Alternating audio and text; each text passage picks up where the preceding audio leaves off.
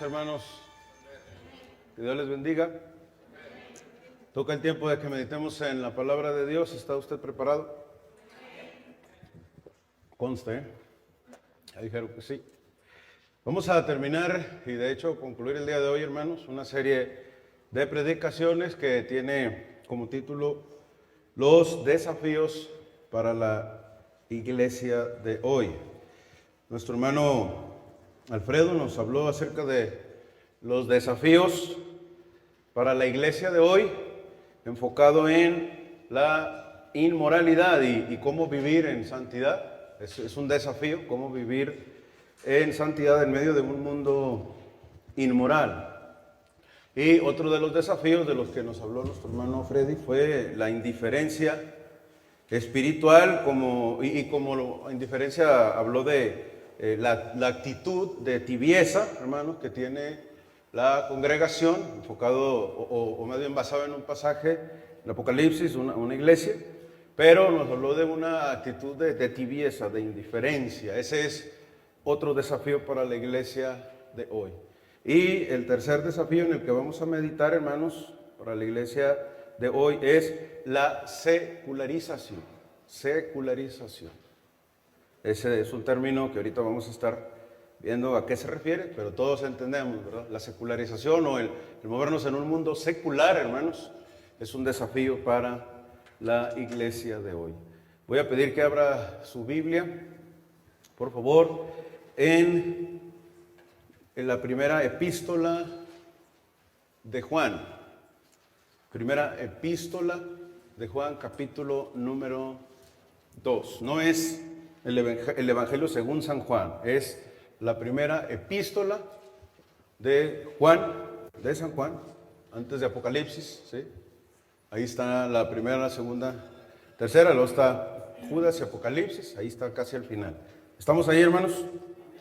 Primera epístola de Juan, capítulo número 2, vamos a leer 3 versículos. Voy a leerlo en la versión 960 y ahorita vamos a comentar la versión Nueva Traducción Viviente para ubicar algunas cosas. ¿Qué quiere decir este pasaje, hermanos? Dice, primera de Juan, capítulo número 2, versículo 15 al 17, en la versión que todos tienen o la mayoría impresa. Dice, no améis al mundo, ni las cosas que están en el mundo. Si alguno ama al mundo, el amor del Padre no está en él. Porque todo lo que hay en el mundo, los deseos de la carne, los deseos de los ojos y la vanagloria de la vida, no provienen del Padre, sino del mundo. Y el mundo pasa y sus deseos, pero el que hace la voluntad de Dios permanece para siempre. Cuando el apóstol Pablo, hermanos, llegaba al final de su vida terrenal, reflexionaba en sus muchos años de fiel ministerio y escribió, porque yo ya estoy para ser sacrificado. El tiempo de mi partida está cercano. He peleado la buena batalla, he acabado la carrera, he guardado la fe. Por lo demás, me está guardada la corona de justicia, la cual me dará el Señor juez justo en aquel día. Y no solo a mí, sino a todos aquellos que esperan su venida. Después de terminar de manera audaz y obediente, Pablo, hermanos, estaba deseoso de partir con el Señor, de ver a su Salvador y recibir la recompensa eterna. Pero al mismo tiempo, hermanos, el apóstol Pablo se preocupaba mucho por aquellos que dejaría atrás. Uno de los que le preocupaban era Timoteo, compañero fiel en el ministerio de Pablo y también, como lo llamó él mismo, su hijo en la fe. Aunque Pablo, hermanos, tenía confianza en la integridad espiritual de Timoteo, también sabía que él era un hombre joven, un discípulo joven y que era susceptible a ciertas tentaciones. Por eso en su última epístola, hermanos, el apóstol Pablo exhorta a su joven pupilo a mantenerse firme y valiente, por lo cual le dice, te aconsejo que avives el fuego del don de Dios que hay en ti por la imposición de mis manos. Porque no nos ha dado Dios espíritu de cobardía, sino de poder y de amor y de dominio propio. Por tanto, no te avergüences de dar testimonio de nuestro Señor, ni de mí preso suyo, sino que más bien participa de las aflicciones por el Evangelio según el poder de Dios. Guarda el Espíritu Santo que mora en nosotros. Pablo continuó recordándole, hermanos, a Timoteo la sorprendente y aleccionadora realidad que muchos lo habían desamparado al apóstol. Le dijo, ya sabes esto, que me abandonaron todos los que están en Asia, de los cuales son Figelo y Hermógenes. Pero el desertor más notorio, hermanos, entre los compañeros de Pablo, justamente Pablo lo menciona a Timoteo en la segunda epístola. Le dice, Demas me ha desamparado. ¿Y sabe por qué lo había desamparado? Pablo le dice, amando más a este mundo, se ha ido a Tesalónica.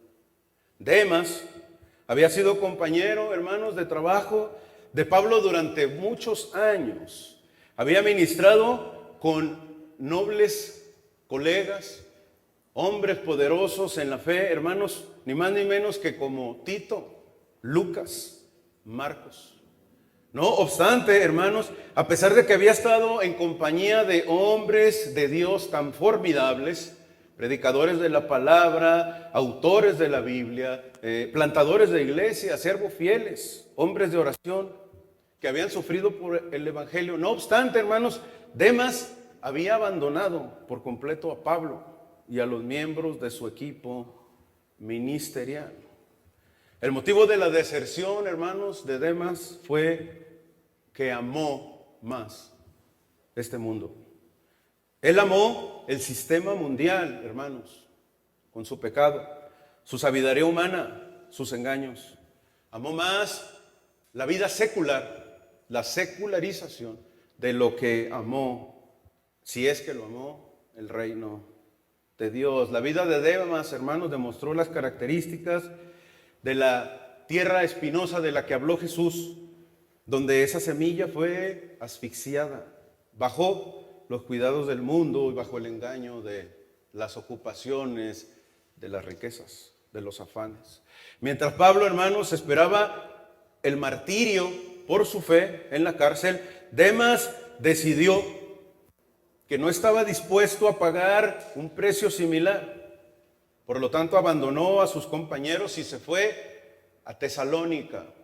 Tesalónica, hermanos, una ciudad grande, cosmopolita de su tiempo, que ofrecía todas las seducciones materialistas, inmorales, filosóficas del mundo que él amaba. El salmista exhortó, los que amáis a Jehová, aborreced el mal, pero Demas no pudo hacerlo, hermanos. Un desafío que enfrenta la iglesia del Señor es amar más lo secular, el mundo, permitir que nos envuelva como sucedió con Demas, hermanos. Eso sucede lamentablemente con muchos, con cientos, con miles, con millones de simpatizantes del cristianismo en el mundo. El verdadero cristiano, hermanos, está en el mundo, pero no pertenece a él. ¿Sabe quién dijo eso? Jesús. Porque dijo, yo te ruego, Padre, que los guardes, que los libres del mundo, porque están en el mundo, pero no son del mundo, no pertenecen a él. Ese es el gran desafío, hermanos, de la iglesia de hoy. Permitir que la secularización, que el mundo secular, hermanos, nos presione, nos jale tanto hacia él, hermanos, de tal manera que nos envuelva y que amemos más el mundo como Demas y nos olvidemos de Dios. Bendito Padre, Señor y Dios Todopoderoso, danos, Padre, la bendición de poder entender, de poder meditar en tu palabra con claridad, Señor. Líbranos de prejuicios, ayúdanos a entender, Padre, cómo podemos hacer, Señor, para enfrentar este desafío que nos ofrece, Padre, esta vida en la que estamos. Porque en esta vida en la que estamos, Padre, aún de este lado de la gloria, estamos en un mundo secular. Padre, tenemos que movernos también en esa parte, en ese hemisferio de lo secular, pero ayúdanos Guárdanos, Padre, como oró nuestro Señor. Te seguimos rogando que nos guardes, que nos libres del mundo, porque no somos del mundo. El Señor Jesús lo dijo con claridad. Ayúdanos a entender esto, ayúdanos a meditar en esta palabra, que sea guardada en nuestros corazones, que la podamos llevar a nuestra vida práctica. Te lo rogamos, te lo pedimos en el nombre de Jesús. Amén. Amén. En el pasaje que leímos al inicio, hermanos, voy a agarrar la Nueva Traducción Viviente ahora, ya que leí la RBR que la mayoría tiene, sobre todo en las Biblias impresas. Y voy a leerla para que entendamos de qué está hablando el escritor, de qué estaba hablando Juan. Dice, no amen a este mundo ni las cosas que les ofrece, porque cuando aman el mundo no tienen el amor del Padre en ustedes, pues el mundo solo ofrece un intenso deseo por el placer físico, un deseo insaciable por todo lo que vemos y el orgullo de nuestros logros y posesiones. Nada de esto, ¿sí, hermanos? El orgullo, las posesiones, nada de ese deseo insaciable proviene del Padre, sino del mundo. Este mundo se acaba junto con lo que la gente tanto desea, pero el que hace lo que a Dios le agrada, dice, vivirá para siempre. Gloria a Dios, hermanos. Romanos, en otro pasaje, hermanos, cambiando Romanos, dice que no debemos imitar las conductas de este mundo, sino ser más bien transformados a una nueva manera de ser. Y esto es muy interesante, hermanos, porque, como lo decía, estamos en el mundo, ¿sí? Vivimos dentro de un mundo al que no pertenecemos. Eso es algo muy interesante. El término secular, hermanos, que es uno de los desafíos de la iglesia de hoy, la secularización del cristiano, hermanos, proviene de un adjetivo que quiere decir secularis en latino, saeculum, que quiere decir generación o siglo. Pertenecemos a una generación, a un siglo, ¿sí? En el que estamos involucrados, pero que el Señor nos ha querido guardar, librar de ese mundo en el que estamos, ¿sí? Este término, hermanos, se emplea para referirse a asuntos mundanos, a asuntos triviales, ¿sí? De la vida. También se llega a emplear para hablar de cosas profanas, de cosas mundanas relacionadas con el pecado, con los deseos, y que tienen que ver con el mundo civil, con lo ordinario que hacemos, que no tiene nada que ver con los asuntos espirituales que como cristianos debemos buscar. Hermanos, las personas seculares son aquellas que viven pues inmersas en el mundo de su época, ¿sí? En oposición a quienes forman parte de una organización eclesiástica. Los cristianos, hermanos, nos enfrentamos a ese desafío de inclinarnos, ¿sí? A eso le llamamos a la secularización, inclinarnos hacia la parte secular en la que estamos, que participamos, debemos de hecho participar activamente. Cuando Jesús dijo están en el mundo, está entendiendo que estamos y que debemos participar, pero no ser envueltos por sus deseos, por sus pasiones, hermano. Es complicado, ¿verdad? A veces entender ese punto. Cuando Jesús dice, orando al Padre, te ruego, no que los quites del mundo. No es posible quitarlos porque tenemos un propósito, hermanos. La iglesia tiene un propósito, tiene una función, una meta, una razón de ser, de estar en este mundo. Así que Jesús no pidió al Padre que nos quitara del mundo, sino que nos guardara de él, que nos librara. ¿Cómo entender esa parte? Bueno, es en lo que estamos meditando, hermanos. ¿Qué quiso decir Jesús con que estamos en un lugar, ojo, al que no pertenecemos? ¿Le ha pasado a usted estar en un lugar al que siente que no pertenece? A mí me ha pasado cuando estaba en la escuela, en la primaria, ¿sí? No me gustaba ir a la escuela. Sentía que no pertenecía a ese lugar. Yo se lo decía a mi papá abiertamente durante muchos años, de niño. Dice, es que yo no quiero ir a la escuela. No me gusta ir a la escuela. ¿Sí? Yo sentía que no pertenecía, sin embargo, iba. ¿Sí? ¿Por qué? Pues porque me mandaban, ¿verdad? Porque tenía que estar ahí. Bueno, los cristianos, hermanos, tenemos que estar en este mundo, porque tenemos un plan, ¿sí? que es un plan que ha establecido Dios para nuestras vidas y nosotros vivimos dentro de ese plan. El problema es cuando nos desviamos de ese plan que Dios ha trazado para su pueblo. Cuando estaba yo ya un poco más grande, no sé, que ya estaba por entrar a la secundaria, yo le dije a mi papá, bueno, ya voy a acabar la primaria. Fue lo que usted me dijo que tenía que hacer para que, como me gustaba mucho hacer iba a decir tranzas, pero no, hacer negocios. Bueno, es que tranzas son transacciones comerciales, ¿verdad? Ahí viene la palabra. Y me gustaba eso y me decía, tienes que terminar la primaria para que aprendas matemáticas a cierto nivel y que no te hagan menso, ¿verdad? Que no te salgan malas cuentas. Y entonces, con ese objetivo en mente, dije, ok, voy a terminar. Pero cuando estaba por terminar, como no me gustaba, me dijo, ¿quieres, ahora qué piensas hacer? No, pues pienso hacer esto. Pensaba hacer muchas cosas, hermano, pero nada que ver con estudiar. Quería ser taxista, porque él era taxista y me gustaba andar con él. O trailero, ¿verdad? O un poquito más, otro nivel. Me gustaba mucho eso. Hasta la fecha me sigue gustando manejar la carretera. Yo creo que ahí fue donde cumplí ese plan que tenía, aunque no pude ser trailero. Pero me dijo, ok, para ser trailero a los traileros les piden secundaria. Entonces no puedes todavía. Y así me fue llevando, porque después me metió la idea de ser Policía Federal de Caminos, ¿se acuerdan de eso? Lo que ahora es la Guardia Nacional, antes los federales. Y me decía, para hacer eso tienes que tener la prepa. Así que cuando yo estaba en la escuela, hermanos, sentía que no pertenecía a ese lugar. Sin embargo, iba, por eso me sacaba por los 6 y 7, pero no pertenecía ahí y yo decía, bueno, yo estoy aquí, tengo que estar aquí porque hay un propósito, tengo un plan, hay una meta y aunque no pertenezco a este lugar, sí, o sea, a la escuela, sí, pues tengo que estar aquí. A mí me gustaba irme con él, podía darse la madrugada, hermanos, yo en el carro, sí, con él trabajando. Antes él trabajaba en Torreón y eran de esos carros grandes, el Titanic, ¿verdad? Así grandotes, que parecían lanchas. Y podía yo ir adelante y todavía había espacio y otro más atrás. Y me gustaba y podía darse la hora de la madrugada y yo no estar en la casa, pero yo estaba a gusto ahí con él porque sentía que ahí sí pertenecía, a la escuela no pertenecía. Los cristianos, hermanos, no debemos sentirnos tan a gusto estando en este mundo. ¿Qué le parece eso?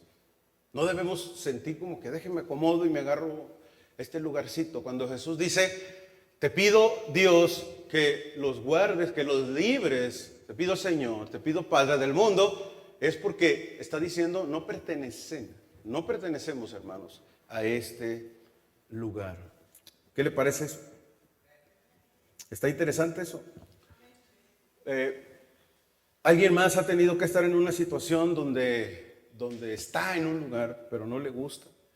Alguien dijo, sí, en el trabajo, sí, no me gusta, pero no pertenezco ahí, pero tengo que estar porque pues tengo que trabajar porque tengo muchas deudas, ¿verdad? Por cierto, hay que venir al grupo de salud financiera los jueves. Sí. Eso es un comercial aparte, ¿verdad? Hermanos, me pasa en los eventos de mi trabajo, sí, sobre todo los de fin de año. Échenle agua ahí a esa niña que se está riendo, está ahogando. Me pasa en los eventos de mi trabajo, hermanos, a lo que la gente comúnmente le dice posada, que de posada no tiene nada. De fin de año, que tengo que ir, pero no me gusta. Estoy ahí y está el ambiente y la gente tomando y bailando. Me gusta bailar, pero en mi casa, en mi cuarto.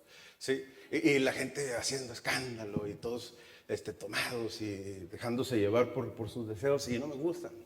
No me gusta estar ahí, pero he tenido que ir porque me ha dicho varias veces el director, hay que venir porque necesitamos hacer presencia, que la gente espera vernos. Y bueno, tengo que ir, pero de los 14 años que tengo trabajando en la empresa en la que estoy, he ido 3, 4 veces por obligación, por necesidad, porque me es necesario estar ahí porque me han dicho estar ahí. Pero cuando estoy ahí siento que no pertenezco a ese lugar. Sí, posiblemente mi hermano vea esta predicación, porque sé que ve, ojalá y que me escuche, ¿sí? Y no me gusta cuando me invita a sus fiestas donde tienen la tambora y esa cosa a todo ruido. Y no es broma, a la última vez no fui, ¿sí? Afortunadamente me tocaba predicar el domingo y fue un sábado en la noche y le dije, tengo que estudiar. Ya tenía la predicación lista, pero pues tenía que seguir meditando en ella, ¿verdad? Entonces, no me gusta, hermano, ¿sí? Sé que algunos se están ofendiendo, ¿cómo que no le gusta la tambora al hermano? Y el baile y el fandango y el brinco, ¿cómo? No me gusta. Antes me gustaba mucho, pero ahora mis prioridades están en otro lado. Estoy en esos lugares cuando voy, ¿sí? porque no soy muy sociable, creo que algunos sí más o menos me ubican, pero necesito estar en esos lugares. Bueno, es algo similar cuando Jesús dice que estamos en el mundo, pero no somos del mundo, hermano. No somos de Él. Así que a los que les gusta eso del fandango, se ofendan, está bien, me da gusto, ¿sí? Porque no pertenecemos a esas cosas. No es que sea malo hacer una fiesta, ¿no? Pero hay de fiestas a fiestas, usted me entiende, ¿verdad? Así que no hace falta que sea tan explicativo, hermano. Cuando Jesús dice, te pido que los guardes del mundo, hermanos, está diciendo, los cristianos estamos aquí en este mundo, en esta tierra, de manera temporal, por un tiempo, para cumplir una meta y un propósito que Dios ha establecido para su pueblo. ¿Sí? Obviamente esa meta está dividida en diferentes propósitos específicos, pero hay propósitos generales. ¿Sí? Dice la Biblia de nosotros que somos peregrinos y extranjeros. ¿Ha leído ese pasaje? Un peregrino, un extranjero, es alguien que está de paso en un lugar. Cuando vamos y visitamos otro país, otra nación a la que no pertenecemos, vamos por unos días y nos regresamos, ¿verdad? Bueno, algunos que van al vecino país del norte allá se quedan, pero porque desde un inicio iban con ese plan. Dice Jesús que somos sal y luz de la tierra, ¿sí? Y una hermana dijo una vez, somos la sal porque le damos el saborcito a este mundo. No es por eso. No, es porque evitamos que se pudra completamente este mundo, que se echa a perder. La sal tiene esa función en algunos alimentos, ¿sabía usted? Es porque Dios nos tiene en este lugar, hermanos, para evitar que la podredumbre se la lleve. Por eso es que Él, por amor a mucha gente, sí, no ha destruido, hermanos, al remanente fiel, no ha destruido este mundo todavía. Es fiel, es paciente, ¿sí? Esperando, como dice Pedro, que todos procedan al arrepentimiento. Está esperando con paciencia, porque hay un remanente fiel, ¿sí? Está aguardando el Señor con paciencia. Dice que somos sal y luz, porque como luz iluminamos. Somos luminares en este mundo, hermanos. En un mundo que está en tinieblas, en un mundo que está en oscuridad, los cristianos, la iglesia, mediante nuestras vidas, hermanos, dice la palabra de Dios, alumbramos. Como dice, así alumbre vuestras vidas delante de los incrédulos, ¿sí? Debemos iluminar, ser luminares en el mundo. Somos, dice, linaje escogido, nación santa. Nación santa, hermanos. Una nación separada, es lo que significa santidad, ¿sí? Algo que está separado. Está separado porque no pertenece. Así como el agua se separa del aceite, hermano. Cuando los intenta mezclar y los junta o los trata de juntar en un recipiente y se ve la separación, ¿sí? Estamos separados. Somos nación santa, separada, no pertenecemos aunque insistamos algunos insistan en mezclarse con las costumbres del mundo, los cristianos no pertenecemos, hermanos, al mundo. Así que somos peregrinos extranjeros, somos sal y luz y somos linaje escogido, nación santa. Por eso los hermanos no son hermanos, por eso la iglesia popular, ¿sí? La iglesia católica, de donde pertenezco, de donde provengo, nos dicen hermanos separados, ¿sí? Y no nos ofendemos porque es cierto, estamos separados. No somos hermanos, pero sí estamos separados, ¿sí? De allá venimos. Así nos dicen, hermanos separados, ¿sí? Porque ellos sí nos consideran hermanos, no que nos separamos de ellos, pero no somos hermanos. Somos criaturas, pero no somos hermanos todavía, los que no se han convertido. La iglesia, hermanos, debe adaptarse a los cambios culturales del mundo, pero sin comprometer los principios fundamentales de la fe. Sí, hay cambios, el mundo es cambiante, la tecnología, la comunicación, la era, todas las redes sociales, todo lo que hay que está cambiando, podemos adaptarnos, ¿sí? Estamos grabando la predicación, la subimos, la transmitimos en Facebook, luego la compartimos a YouTube, luego la compartimos en Facebook, redes sociales. En la pandemia estuvimos transmitiendo por redes sociales, utilizamos el WhatsApp para la comunidad, utilizamos todo eso, nos adaptamos, ¿sí? Pero no comprometemos la fe ni los principios cristianos. Hacer esas cosas, utilizar esas herramientas, no comprometen la fe en la que creemos, hermano, los principios bíblicos fundamentales. Lamentablemente, hermanos, es una realidad que la secularización es un peligro para nosotros como cristianos. El cristianismo hoy es minoritario. ¿En qué sentido? Si usted busca la estadística de las religiones que tienen más simpatizantes, más adeptos, ¿sí? En el mundo, el cristianismo va a aparecer en primer lugar. pero solamente como un número. ¿Sí? Solamente como un número. El cristianismo es minoritario. El cristianismo verdadero, ¿sí? Aquel que practicaba la iglesia primitiva de Hechos, de las epístolas en el Nuevo Testamento, hermanos, es minoritario. De los 9,000 millones o casi 9,000 millones de personas que decíamos, que decía el hermano, 1,800 alrededor, dicen ser cristianos, pertenecen al cristianismo. Pero dentro de ese cristianismo pues estaba la iglesia popular, ¿sí? Algunas otras ramas, adventistas, mormonismo consideran cristiano porque se declaran la iglesia de Jesucristo, de los santos de los últimos días, de la SPRDL y todas esas cosas, pero no son cristianos, hermano. La esencia del cristianismo no está en su doctrina, así que no son cristianos. Y los que sí dicen ser cristianos evangélicos, todavía dentro de esa hay subclasificaciones, los simpatizantes, ¿sí? Y los discípulos verdaderos. Y los discípulos verdaderos, hermanos, son minoría en nuestro tiempo. Si bien, hermanos, el cristianismo, el evangelismo o los evangélicos es la religión más numerosa del planeta, hermanos, lo cierto es que el total de los que se identifican como verdaderos cristianos, ¿sí? Son pocos. Los que dicen ser cristianos, la mayoría lo son culturalmente. O se dicen ser cristianos porque ven a la congregación a la que asisten como un club social, pero están secularizados, están más secularizados que el mundo. Muchos de ellos son cristianos por costumbre, porque nacieron en una casa donde los padres eran cristianos o uno de ellos, y entonces van a la iglesia y son cristianos de costumbre, pero el cristianismo, acuérdense que el cristianismo es porque nos parecemos a Cristo, el cristianismo es minoritario. Les voy a mencionar unas evidencias, hermanos, de que la secularización ha afectado a la iglesia, y por eso es un desafío, ¿sí? Número uno, la mayoría de las personas que van a un culto dominical y cuando salen de él, hermanos, se olvidan de Dios. En el momento en el que atraviesan esa puerta, ¿sí? Como si se tratara de un lugar al que van y se ponen un uniforme. Las personas que hemos ido a un lugar y utilizamos un uniforme de trabajo, ¿sí? Nos ponemos un uniforme.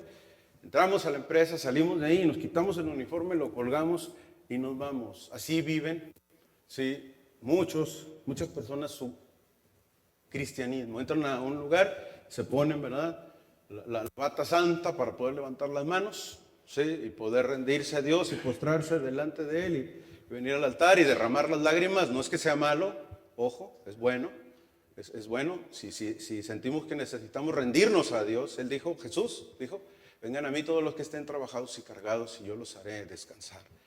El problema es hacer eso y luego salir y quitarnos el uniforme, ¿sí? La vestidura de cristiano, colgarla y después de la puerta y hasta el siguiente domingo otra vez que regresemos, ser unas personas totalmente diferentes. Y eso es lo que pasa, hermanos. Así que esa es una evidencia de que la secularización, ¿sí? Lo secular se ha invadido al pueblo de Dios, hermanos.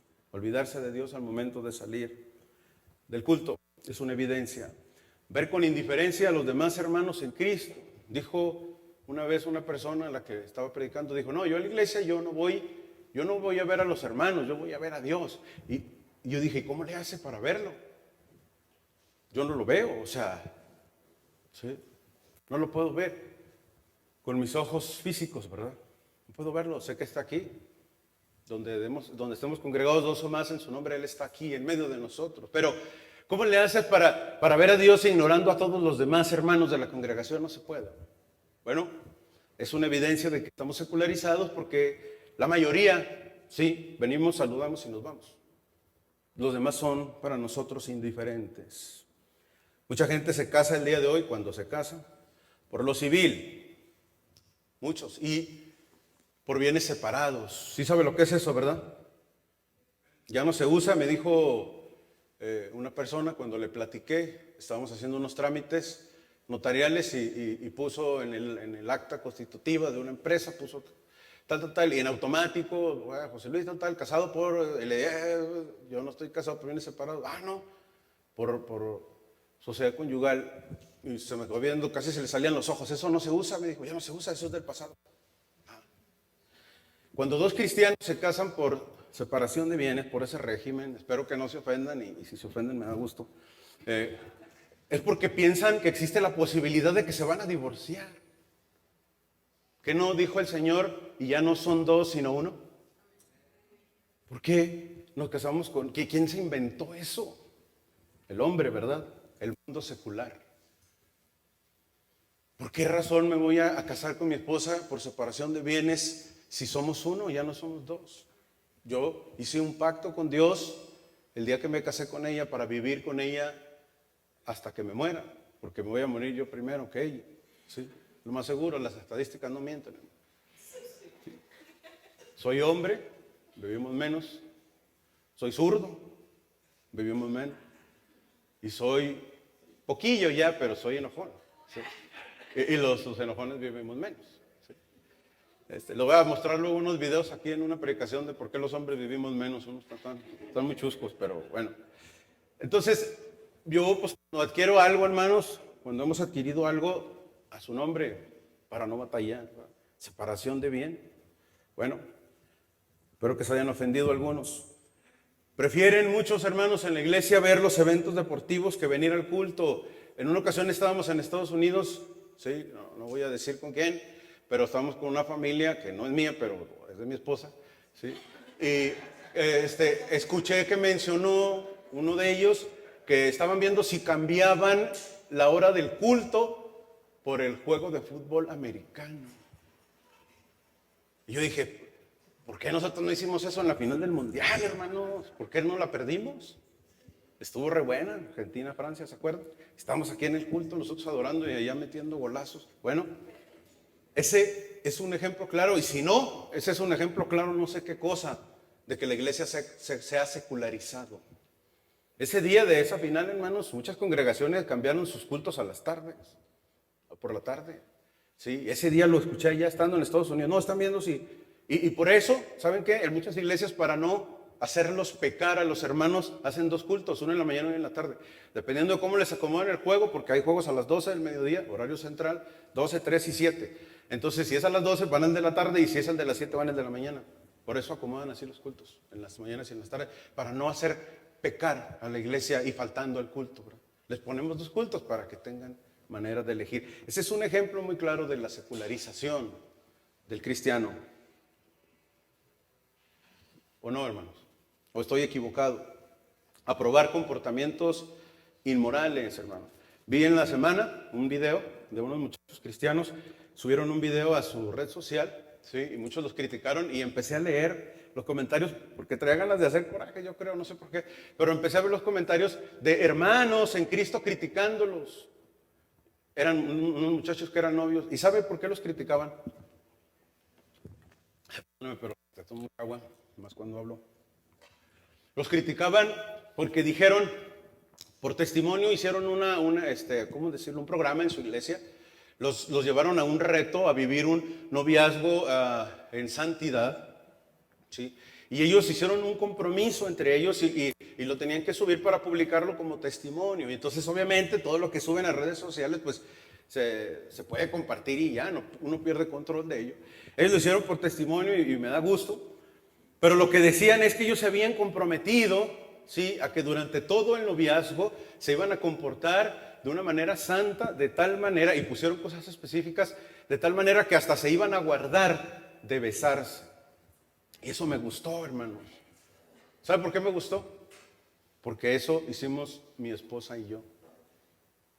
Aunque no lo crean, ¿sí? Nos guardamos hasta de darnos besos. Solamente nos tomábamos de la mano, ¿sí? La abrazaba así, ¿sí? Y nada más. El Señor es nuestro testigo. Y ahí está mi esposa. Yo soy mentirosón, pero ella no. No se crean, yo tampoco. ¿Sí? El Señor es nuestro testigo, hermano. Y a mí me gustó eso porque de esa manera nos guardamos y llegamos, ¿sí?, al día de nuestra boda. Maravilloso, hermano. Maravilloso.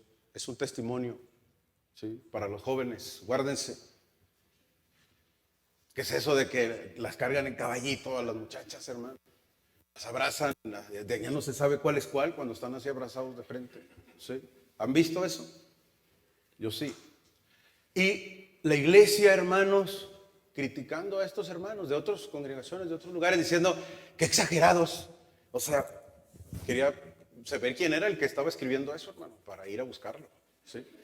No sea exagerado. O sea, ¿en qué momento la santidad es una exageración? ¿Acaso el Señor no dijo, sed santos en toda vuestra manera de vivir? Sed santos, dice Pedro, porque Él es santo. Y no solamente santo, sino que es santo, santo, santo. ¿Sí? Así que nosotros debemos de buscar ser santos porque Él es santo. ¿Y en qué momento eso, guardarse, sí, es una exageración? ¿Qué acaso no nos mandó el Señor a parecernos cada día más a Jesús? Y el pueblo diciendo y criticando, qué exageración. Ande, cállese los ojos, pero quería decir. Eso es un ejemplo, hermanos, de la secularización en la que está metido el cristiano. ¿Qué le parece? La iglesia popular, la iglesia católica de donde provengo, es el mayor ejemplo de secularización de un movimiento que se dice ser cristiano, hermanos. Ejemplo, hay algo que la iglesia católica conoce como sacramentos. Sí sabe, ¿verdad? El bautismo, la confirmación, la primera comunión, las demás cosas, ¿verdad? La confesión, los elementos y después la muerte, ¿verdad? Hasta los santos óleos. Y cuando hacen el bautismo, hermanos, que bautizan a los niños, a los infantes, ¿verdad? Que, por cierto, la Biblia no enseña eso, pero bueno, eso es otra cosa. Cuando hacen el bautismo, ¿saben qué es lo más importante del bautismo, hermanos? La fiesta. Eso es lo más importante, la fiesta. ¿Y a qué grupo vamos a traer? ¿Sí? ¿Y qué vamos a dar de comer? Bueno, eso ya se sabe, asado. ¿Sí? ¿Y qué vamos a esto? ¿Y qué vamos a tomar? ¿Sí? Y los casos, ¿verdad? Los casos de bebidas, que no falten con hielos, bebidas, como dijo uno, espirituosas, ¿sí? Embriagantes. Y la comida y la fiesta y que qué vestido me voy a comprar y que la ropa y que eso es lo más importante. El bautismo es un pretexto, es un sacramento, ¿sí? Para ellos y es lo más importante que hay. Y yo estaba ahí, hermano, ¿sí? Así que los que son católicos, si me están escuchando, yo también era, no se agüiten. Bueno, se agüitan por ni modo. Discúlpenme. Pero el bautismo, que es un sacramento, ¿sí? No les importa en realidad. El niño ni sabe, está dormido, ahí se la pasa dormido toda la fiesta, hermano. Y todos los demás dándole vuelo a la hilacha, ¿verdad? Bueno, ese es el ejemplo mayor de secularización que hay. A mí me gustaba porque iba al bolo y me cuajaba ahí, agarraba dinero. Y estaba a la vuelta de mi casa a la iglesia. Pues era niño y no sabía. Y bueno, ¿verdad? Había que sacar dinero, generar dinero de donde se pudiera. Siempre me enseñó mi papá, hermano. Así que pues también ahí generaba. Así que, hermanos, esa forma de vida, hermanos, donde algo se utiliza, sí, como pretexto, se está metiendo y se está introduciendo a la iglesia. Por eso a mí no me gustan muchas festividades, hermanos, porque de donde provienen traen ese pretexto. Gracias a Dios, aquí buscamos a encaminarlas, sí, hacia lo correcto, sacándoles provecho para invitar a personas y predicarles, pero no me gustan muchas festividades porque la inclinación y de donde surgieron traen otra intención. Son pretextos para hacer borlote, para hacer fiesta, ¿verdad? Para darle rienda suelta a las pasiones, como Fernando. Para eso son muchas fiestas. Por eso a mí no me gusta. Pero bueno, gloria a Dios porque podemos festejar Navidad recordando por qué fue Navidad, por el nacimiento de Jesús. ¿Sí? Gloria a Dios porque podemos festejar otras cosas, como las mujeres, que lo del 10 de mayo de la madre, pero con un tema para enseñar acerca de la voluntad de Dios. Eso me gusta, eso sí.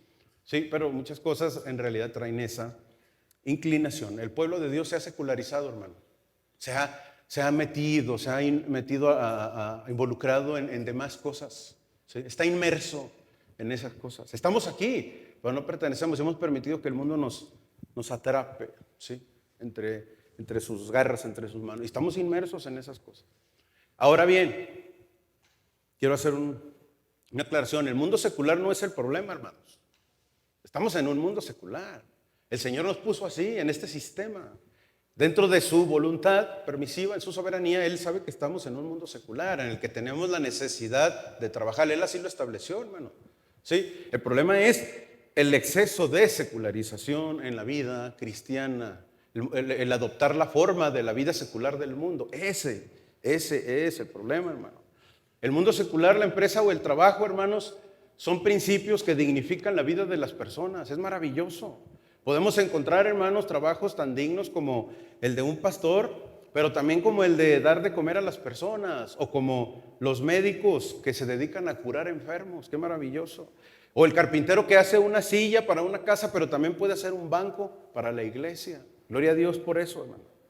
La cuestión es la ética con la que hacemos ese trabajo, esas actividades a las que nos dedicamos, hermanos. Y cuando el trabajo se ve como una bendición y no como una maldición, ¿sí? Como dijo alguien, no es malo trabajar, no es malo el trabajo, ninguno, lo malo es tener que trabajar, ¿sí? Pero si el trabajo nos permite glorificar a Dios, hermanos, es una bendición. La palabra nos habla de eso, hermano. Siervos, o sea, está diciendo trabajadores, siervos, enfocado a nuestro tiempo, hermanos, con esa aplicación. Obedezcan en todo a vuestros amos terrenales, ¿sí? O sea, empleados, obedezcan a sus patrones, es lo que está diciendo. Sírvanles con gusto, con gozo, no sirviendo al ojo, como los que quieren agradar a los hombres, sino con corazón sincero, temiendo a Dios. Y luego dice esta declaración el apóstol Pablo a la iglesia en Colosas, los colosenses: y todo lo que hagáis, hacedlo de corazón. Todo. Si su trabajo, lo que se dedique, lo hace de corazón, como para el Señor y no para los hombres. ¿Sí? Qué maravilloso eso, hermanos. El trabajo es una bendición. Está dentro del plan de Dios habernos puesto en este plano, en este terreno de lo secular. Pero no dejarnos envolver y arrastrar por las tendencias que gobiernan ese mundo secular, hermano. El trabajo secular no es resultado de la caída.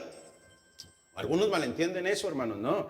Génesis 3 nos habla de la caída, ¿sí? Y nos dice que a raíz de la caída, que con esfuerzo, ¿sí? Habría más dificultad para obtener los frutos del trabajo, los beneficios, con mucho mayor esfuerzo, con sudor, hermano.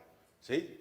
Van a salir callos en las manos. Yo no tengo, pero los que trabajan físicamente, ¿sí? Con sus manos, ¿sí? Les salen callos, ¿verdad? Y sudan y se esfuerzan. Es así, hermano. Pero el trabajo fue encomendado a Adán desde antes de la caída, desde el momento mismo de la creación. En Génesis 2 le dijo, después de crear al hombre, le dijo: aquí está el huerto para que lo labres, para que lo trabajes, para que produzca. Aquí están los animales, enseñoréate sobre de ellos.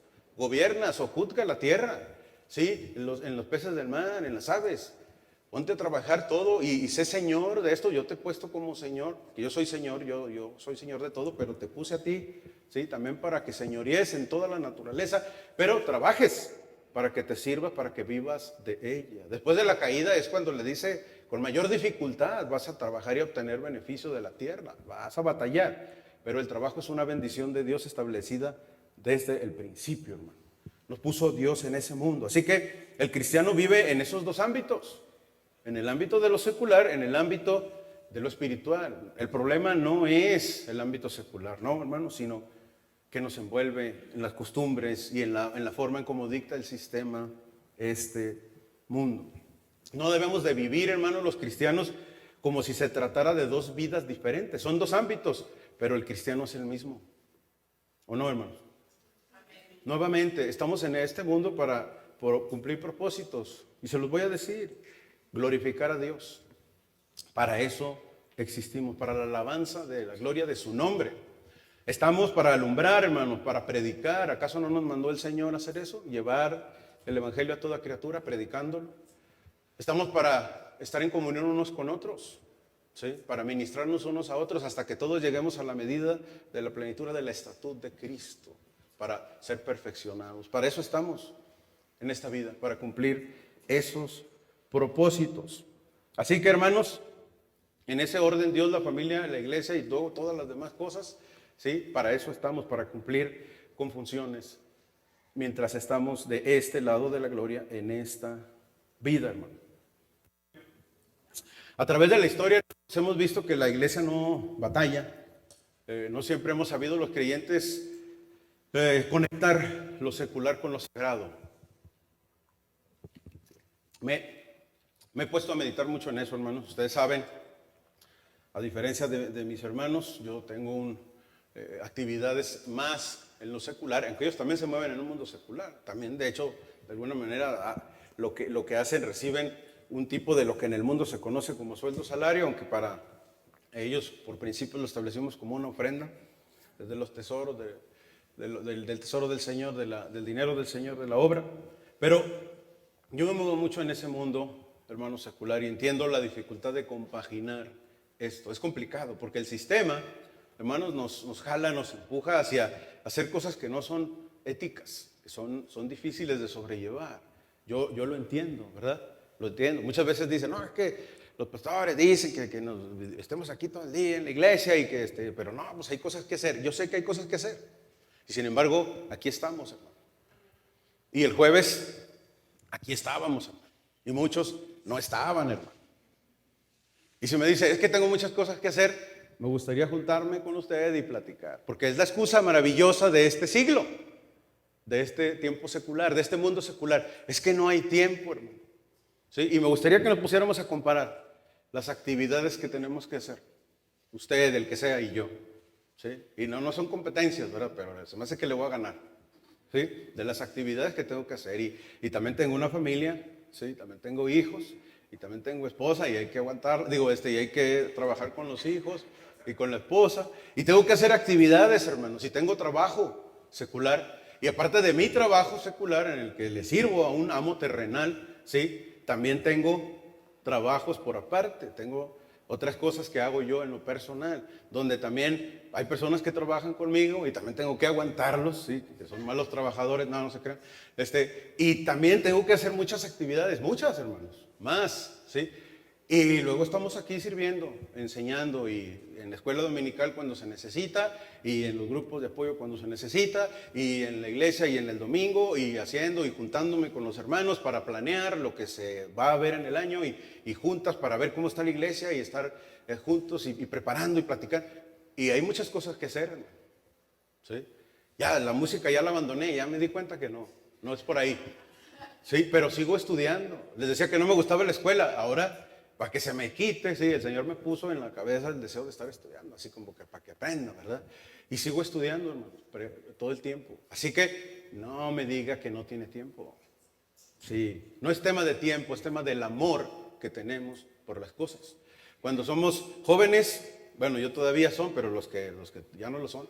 Sí, cuando somos jóvenes, hermanos, y que empezamos a noviar y que decimos no tenemos tiempo, pero y luego de repente teníamos que estudiar, y las prácticas y el trabajo y la familia, y luego empezamos una relación de noviazgo y hacemos tiempo, quién sabe de dónde, para estar 3 horas con la novia todos los días. ¿Por qué? Porque tenemos amor por ella. Entonces, si amamos al Señor y amamos su obra, ¿sí? Vamos a hacer tiempo para Él. ¿Dónde está su corazón? Donde esté vuestro tesoro, ahí estará su corazón. Así que es cuestión de amor. Si tiene amor, tiene tiempo. Esa excusa del tiempo ya no pasa. Platicamos si quiere y le digo por qué no es tema de tiempo. Muchos no saben manejar, hermanos, la tensión que produce el vivir en este mundo caído. Ese es el problema. Y yo lo sé, lo entiendo. Batallamos, hermanos, en nuestra cabeza, como teniendo una mente celestial, porque la palabra de Dios dice que tenemos la mente de Cristo, ¿sí? Como teniendo una mente celestial estamos involucrados en un mundo, ¿sí? Material. Porque lo que debemos hacer como cristianos es diferente a lo que queremos y necesitamos hacer, porque somos humanos. ¿Sí? Se lo vuelvo a decir. Lo que queremos hacer como cristianos es diferente a lo que debemos y necesitamos hacer, porque somos humanos también. ¿Cómo jugar, cómo convivir más bien con esas dos realidades, hermano? ¿Cómo trabajar para el reino de Dios? Pero tenemos demasiadas responsabilidades que requieren nuestra atención. La palabra de Dios nos dice cómo, hermanos. Así pues, todo lo que hagáis, sea de palabra o de hecho, hacedlo para el Señor y no para los hombres. Si pues coméis o bebéis o hacéis otra cosa, hacedlo todo para la gloria de Dios. Cuando Pablo escribió estos textos, hermanos, le estaba hablando a hombres, a mujeres cristianos, cristianas, a siervos, a colaboradores, hermanos, comunes y corrientes como nosotros, que debíamos hacer cosas en este mundo secular. Tenemos que trabajar, ¿verdad? Tenemos que trabajar, ¿sí? ¿Cómo hacer cosas para Dios? ¿Cómo hacer todas las cosas para Dios mientras estamos en este mundo secular? ¿Se puede? Claro que sí. Sí se puede.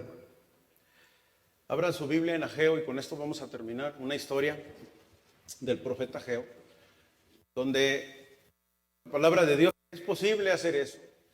También cómo Dios reprende a su pueblo, hermanos, y es una reprensión que está vigente para nuestro tiempo. Sí existe ese libro, hermanos, es un profeta menor.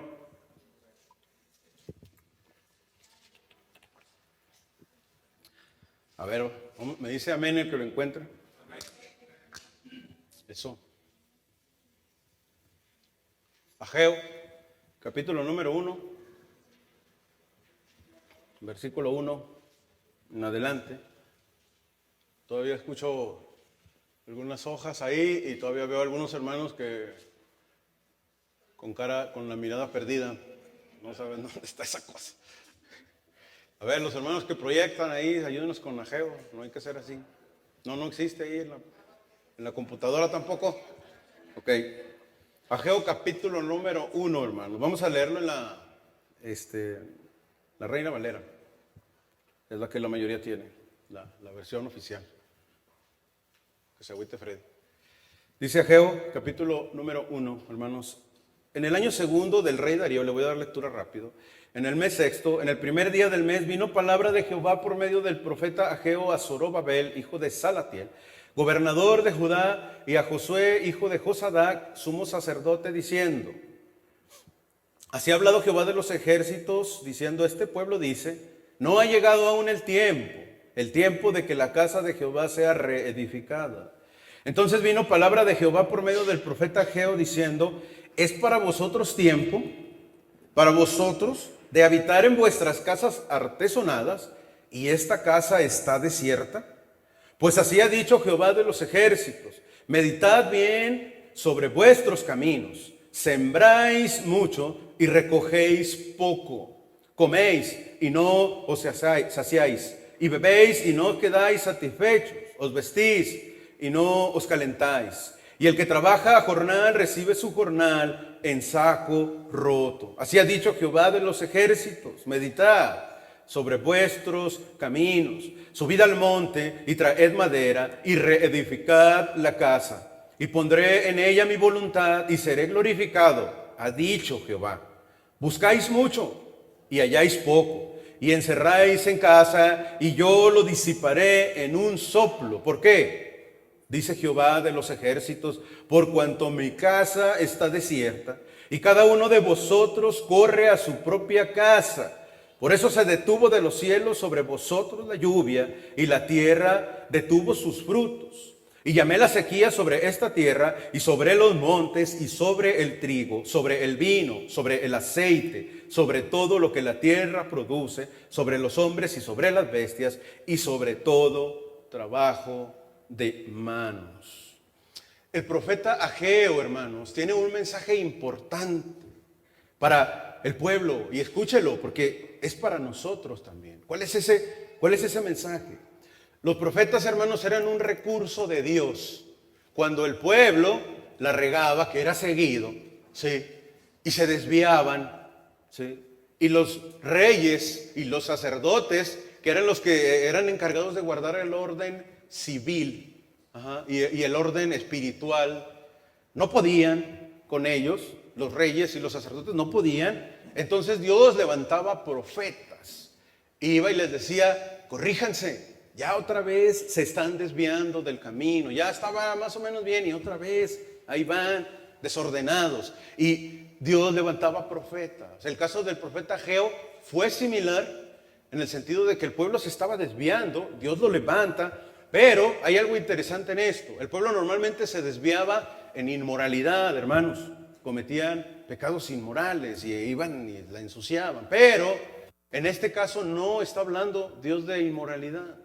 El pueblo también normalmente se iba en pos de ídolos, caían en un error de idolatría, pero tampoco está hablando de ese problema. ¿Sabe cuál es el problema por el cual Dios levanta al profeta Ageo? El pueblo se había secularizado, se había envuelto en las cosas de este mundo, dándole importancia a las cosas terrenales, a sus casas, y dejando abandonada las cosas de Dios. Había abandonado la voluntad de Dios, para la cual Dios los había regresado. La historia, que no me voy a meter tanto, es el pueblo viene después de la deportación de cuando están en cautiverio en Babilonia. Pasaron 70 años, hermanos, 70 años en Babilonia. Ahora ya regresan, ¿sí? Los persas llegan y toman control de Babilonia y ahora los dejan ir por un decreto de Ciro, ¿sí? El pueblo regresa ahora y regresan, hermanos, bien emocionados y bien contentos, agradecidos, porque han sido rescatados de su cautiverio en Babilonia. El Señor los ha traído de regreso y entonces hacen un plan, ¿sí? El pueblo hace un plan y dice, vamos a reedificar la casa de Dios, porque las nuevas generaciones, acuérdense, pasaron 70 años, las nuevas generaciones, hermanos, no conocían, muchos de ellos, el templo, no habían tenido la bendición de estar y brindarle, adorar culto a Dios, darle adoración a Dios en el altar. Y entonces están emocionados porque dicen, vamos a hacer un plan, vamos a reedificar el templo que estaba en ruinas, ¿sí? El templo de Salomón estaba en ruinas y entonces dicen, vamos a levantar el templo, vamos a reedificar el altar y vamos a adorar al Dios que nos ha libertado de la cautividad de Babilonia. Y llegaron emocionados, hermanos, con un estado de ánimo por los cielos, glorificando a Dios por la bendición de haber regresado la nación completa. Y entonces empezaron, ¿y cómo le vamos a hacer? Bueno, pues vamos a poner esto y luego tal, y empezaron, y pasaron 7 años, y pues luego pasaron más años, y pasaron otros 16 años, hermano, y ya ahí la llevaban, pero ya habían pasado más de 20 años, todavía no culminaban. ¿Y saben qué pasó, hermanos, con el pueblo? Dijeron, vamos a hacer una pausa, luego continuamos, Señor, danos chance. Y se fueron ahora a edificar sus casas y pasó lo que pasaba, ¿sí? Se olvidaron de Dios, pero no porque se fueron en pos de otros dioses paganos, no porque estaban viviendo en inmoralidad, ¿sí? Como lo que conocemos en los pecados inmorales, sino porque se dedicaron a edificar ahora sus casas. Ya le dedicamos mucho tiempo al Señor, es tiempo ahora, ¿sí? De que nos dediquemos a nuestras casas, y el Señor les recrimina, ¿sí? Y pasa el tiempo, detienen la construcción por mucho tiempo, ¿sí? Y entonces siguen diciendo, no es tiempo, dicen, no es tiempo todavía, vamos a seguirle acá. Y entonces el Señor levanta al profeta Ageo y les dice, por medio de él, ¿y dónde está ese deseo, ese ánimo que tenían, ¿sí? De edificar mi casa y de levantar el altar y de adorarme, de rendirme culto en ese lugar? ¿Dónde está ese ánimo? Ya se les acabó tan pronto. Y ya pasaron muchos años y la obra está detenida. Y Dios ve eso, hermanos. Los ve involucrados en sus asuntos seculares, en sus negocios, en sus casas, viviendo bien. Y les dice el Señor, y sus casas artesonadas, ¿sí? Está diciendo, sus casas están bien bonitas, los felicito. Artesonadas, de la palabra artesanal. Sí, ya contrataron un ebanista, ya contrataron un carpintero y ya les pusieron ahí bien bonito, ¿verdad? Y ya, miren, no, qué padre está todo. Está muy bonita su casa, artesonada, maravillosa. Le está diciendo, está su casa lujosa. Muy bien, los felicito, habían prosperado en los negocios, en esta vida, y vivían bien, y sus casas estaban bien padres, ¿sí? Bien lujosas, de 3 pisos, con elevador, ¿sí? Con plafones, con luces indirectas y luces LED y toda la cosa, y luces de colores así como aquí al frente. Estaba bien padre todo, y pantallas plasma de 150 pulgadas, y estaba bien padre. Y entonces el Señor le dice, ¿y mi casa está desierta? ¿Y dónde está ese ánimo que tenían de edificar mi casa? Ese es el problema, hermanos. No es problema tener una casa artesonada, no. Hay un problema ahí, ¿sí? Cuando esa casa artesonada está en primer lugar. en nuestro corazón, en nuestra vida. Y sigue el hombre trabajando y dedicándose para mejorarla. Y si ya tiene 3 pisos, para echarle un cuarto. ¿Sí? Y entonces por eso hay que trabajar más. ¿Sí? Hay que dedicarse a la vida secular, hay que prosperar, hay que meterla, hay que hacer esto, hay que hacer otro para mejorarla. No está suficientemente bonita ni decorada. Ya no quepo, necesito una más grande. No es el problema eso, nada de eso, hermano. El problema es cuando eso es el primer lugar y es la prioridad y es todo en nuestra vida y Dios y la casa de Dios allá está abandonada, se nos olvida. Y aquí hay un principio muy importante. Usted puede tener lo que sea, está bien, y puede comprar lo que sea, está bien, puede hacerlo, no le va a meter un problema financiero, venga, solo financiero los jueves, no le va a meter eso en un problema financiero, hágalo, está bien, ¿sí? Pero hay un principio, yo no puedo, hermanos, regalarme a mí, darme a mí, a mi esposa, a mis hijos, algo, un regalo más grande que lo que le doy a Dios. Yo no puedo darle a ninguno de ellos más que lo que le doy a Dios. Ese es un principio para mí, hermano. Se lo quiero compartir. Dios es el primer lugar en nuestras vidas, o debería de serlo. Si alguno viene a mí, pero ama más a su padre, a su madre, a su mujer, a sus hijos, aún su propia vida, no puede ser mi discípulo. Puede amar usted a sus hijos, puede regalarles, puede comprarles cosas.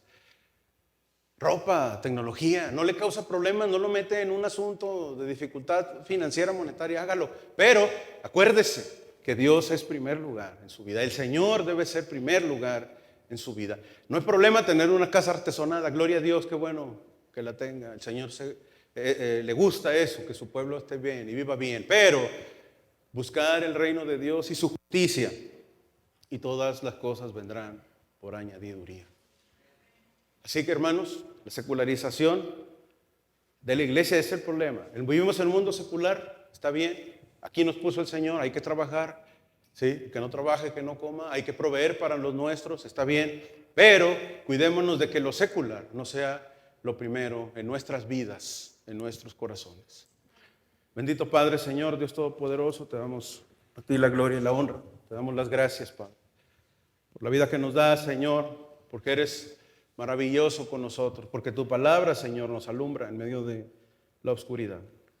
Ayúdanos, Padre, con esto. Sabemos que tu deseo, Señor, es que vivamos para ti, pero vivir para ti, Señor, implica vivir todavía en este mundo, Señor, de este lado de la gloria, mientras no vamos contigo a la eternidad, Cristo. Ayúdanos a poder vivir de tal manera, de acuerdo a tus preceptos, de acuerdo a tus planes, a tus propósitos que tienes para nosotros. No permitas, Señor, que los negocios de esta vida, las cosas, los placeres, Señor, nos envuelvan, olvidándonos de ti. Sé tú con nosotros. Ayúdanos, Padre. Ayuda a tus siervos que están siempre pendientes de enseñar estas cosas a tu pueblo. Ayúdanos, Padre. No nos sintamos que estamos tirando esfuerzos solos, Señor, sino que sintamos que tú estás ahí, Padre, y que hay avance. Ayúdanos, Padre, a no desmayar, sino a mantenernos, Padre, con el mismo ánimo de cuando tú nos llamaste de la esclavitud, cuando tú nos liberaste, Padre. Ayúdanos a seguir trabajando, edificando tu casa, Padre. Te lo rogamos, te lo pedimos en el nombre de Jesús. Amén. Que Dios les bendiga, hermanos.